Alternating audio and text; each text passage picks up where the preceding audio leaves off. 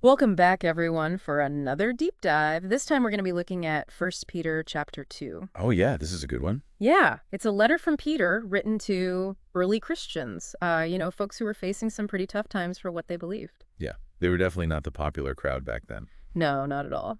But that's what makes this letter so interesting to me. I mean, even today, we all face those moments, when we feel like we don't quite fit in or we're not sure how to live out our faith when the world around us doesn't really get it. Exactly. And that's what makes Peter's words so timeless. He starts off with this image of newborn babes desiring the sincere milk of the word.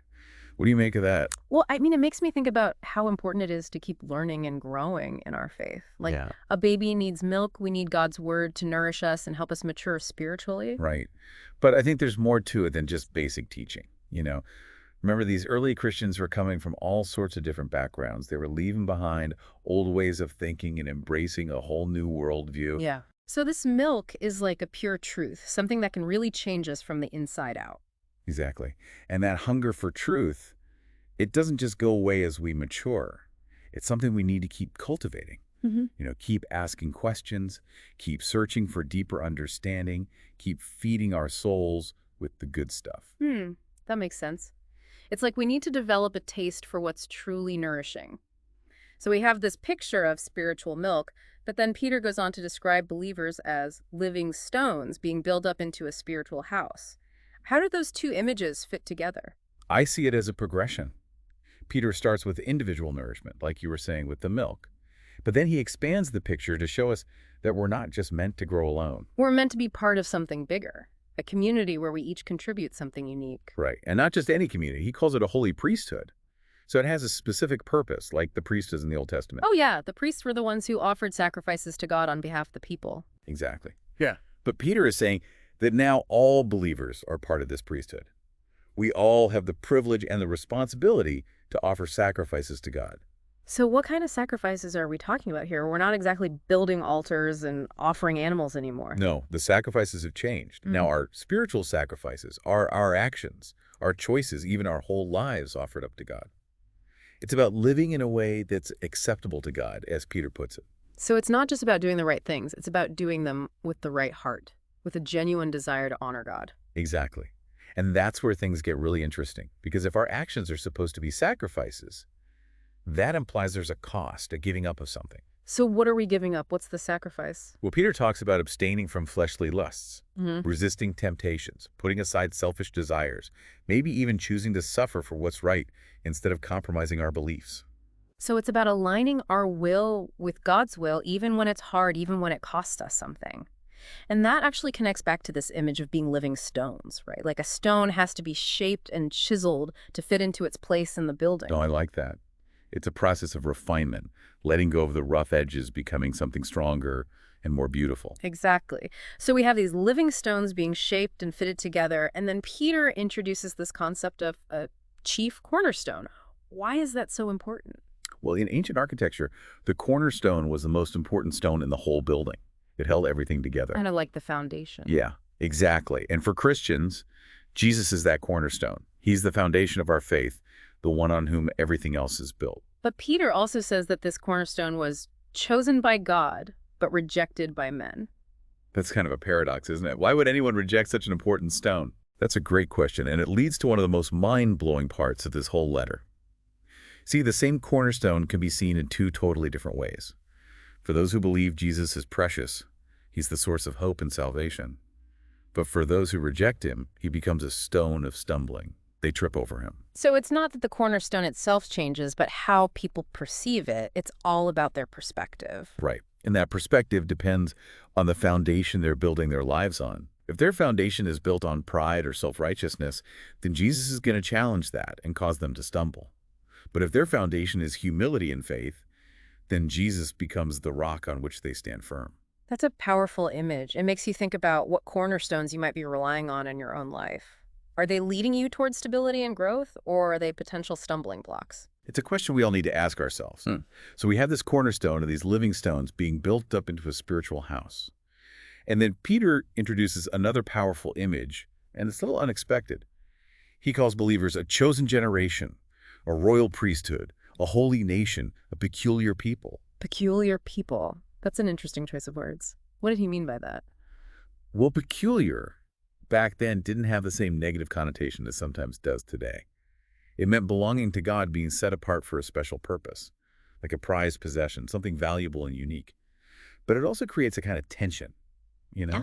Yeah, because on the one hand, it's amazing to be called God's peculiar people, to be Yeah. set apart for his purpose. But on the other hand, it means we're not always going to fit in with the world. Right. Our values, our priorities, even our lifestyle might be different. And that can definitely lead to some awkward moments. Yeah, for sure. And that's why Peter goes on to say, "Dear friends, I urge you, as foreigners and exiles, to abstain from sinful desires, which wage war against your soul."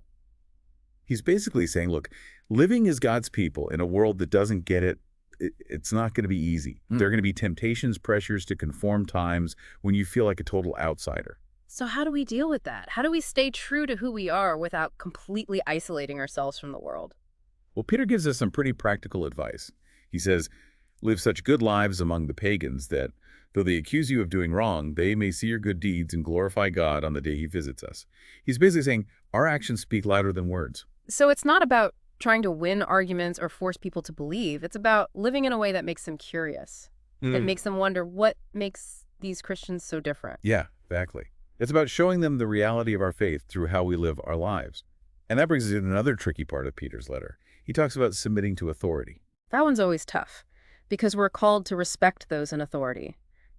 Government officials, employers, even our parents. But we also have a responsibility to stand up for what's right, to speak out against injustice, to follow our conscience. Right? It's a balancing act.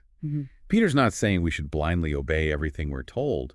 He's talking about a kind of submission that recognizes God's order in the world, but also remembers that our ultimate loyalty is to God.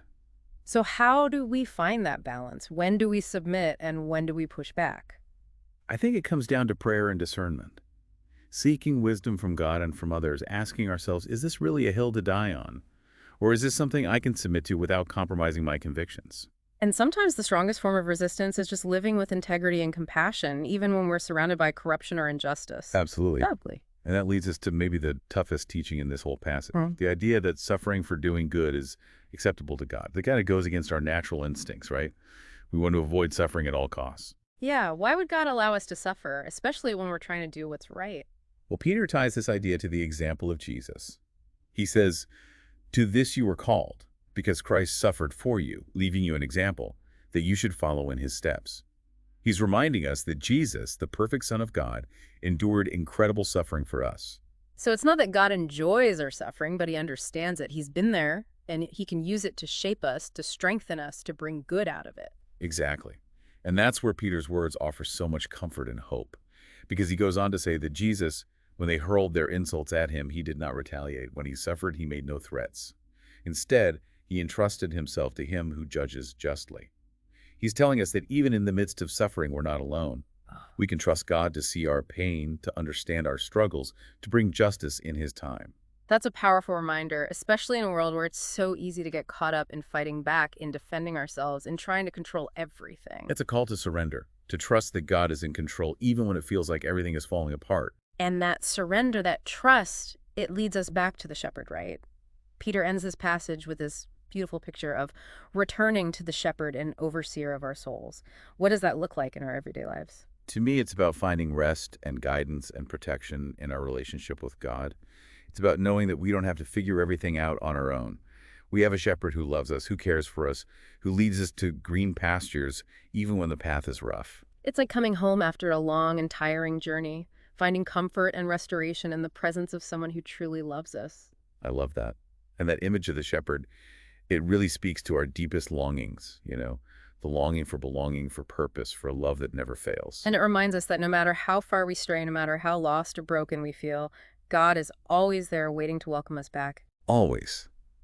So as we reflect on everything we've explored in 1 Peter 2, what's standing out to you? What are you taking away from this? Yeah, it really is amazing to think about what those early Christians went through. All the opposition and pressure they faced. It makes you wonder what kind of impact we could have today if we really embrace this whole idea of being God's peculiar people. I know it's challenging. But it's also inspiring, right? Right. What would it look like to Hmm. truly live as those living stones, offering up our lives and letting God shape us? Yeah, it's a pretty radical idea. And I think it starts with that inner transformation you were talking about, letting God's word sink in and change our hearts and desires. Aligning ourselves with His will. Exactly. And remembering that faith isn't just a private thing, it's meant to be lived out in community. We're not meant to be lone wolves. We need each other. Right. We're all part of this bigger picture, each with a unique role to play. So, how do we actually put all of this into practice? How do we make our faith real in the world? Well, Peter actually gives us some pretty concrete advice. He talks about living good lives, even among those who don't believe us. Yeah, he's not just talking about being nice or avoiding trouble. Yeah. He's talking about living in a way that reflects who Jesus is, a life of love and compassion, integrity and justice. So, those good deeds, they become a kind of witness, a silent sermon that points people towards something bigger than themselves. I like that. A silent sermon. It's not about arguing or forcing our beliefs on anyone. It's about letting our actions speak for themselves. Right. It makes you think about the power of just living a good life. It's not always about the big dramatic moments. Sometimes it's the everyday choices we make that make the biggest difference. Absolutely. And don't forget about what Peter said about submitting to authority. It's about respecting the order that God has established, even when it's tough. Yeah. But we also talked about that tension, right? Sometimes we have to stand up for what's right, even if it means going against the grain. Exactly. It's a balancing act for sure. But the key is to remember that our ultimate loyalty is to God, and sometimes that means taking a stand, even if it means facing some hardship. Which brings us back to that whole idea of suffering. It's not something we enjoy, but Peter reminds us that it might be part of the deal when we follow Jesus. Yeah, and even though we might want to run from suffering, Peter shows us that it can actually be a source of growth. It can refine us and deepen our faith and draw us closer to God. It's like those living stones being chiseled and shaped. It's not always fun, but it's how we become stronger and more beautiful. And we don't have to go through it alone. We have Jesus who suffered for us, and we have the shepherd who walks with us every step of the way. So as we come to the end of our deep dive into 1 Peter 2, I'm feeling a sense of hope, a renewed sense of purpose, and a desire to really live out my faith in a way that makes a difference. Me too. It's been an awesome journey, and I hope our listeners are walking away with a clearer understanding of what it means to be God's people. Living stones in His house and sheep under His care. And if you're feeling inspired to dig a little deeper, we encourage you to go back and reread 1 Peter 2. You'll be amazed at what you discover. Absolutely. It's a letter that keeps on giving. Yeah. So until next time, keep seeking, keep growing, and keep on building. And remember, the shepherd is always there to lead you home. Thanks for joining us, everyone.